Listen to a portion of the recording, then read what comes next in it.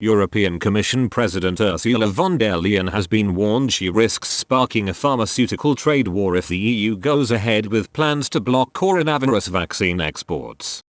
The EU's vaccination program is lagging far behind the UK and US, sparking fury across the continent. In response, the European Commission has warned it could stop exports of EU-made jabs to countries that don't send vaccines to Europe.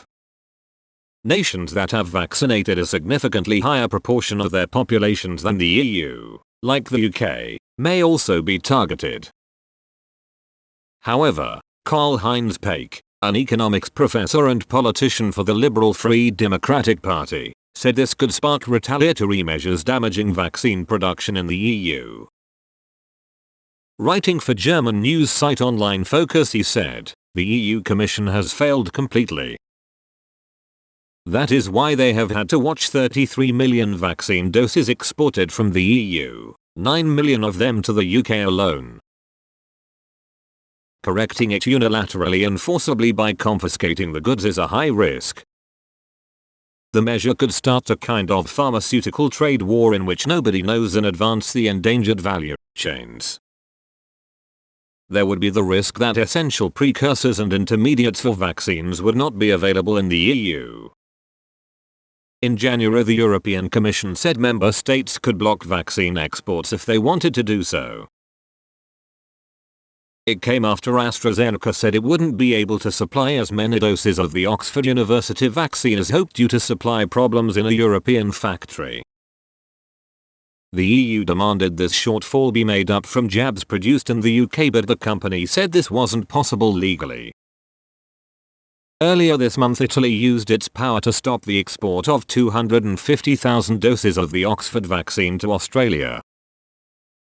The decision caused anger in Australia, with the country requesting a review from the European Commission. Earlier this year, the EU also considered a vaccine export ban on Britain, including putting a hard border between Ireland and Northern Ireland. However, it quickly backed down following widespread fury in Dublin, London and Belfast. Professor Paik warned the EU will lose long-term investment if it decides to block vaccine exports. He wrote, "There would be indirect damage to the EU as a target of direct investment. A region of free trade that quickly resorted to confiscation as a weapon in an emergency loses part of the attractiveness that made it the preferred location for production facilities.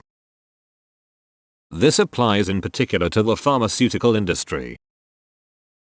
Anyone who puts commercial shackles on in the event of a crisis will, in the long run, lose sensitive production facilities to other metropolitan areas around the world."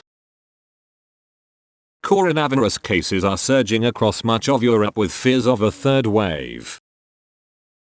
On Thursday, the European Medicines Agency concluded the Oxford vaccine is safe and effective to use. A number of European countries paused their administration of the jab whilst a tiny number of blood clots were investigated.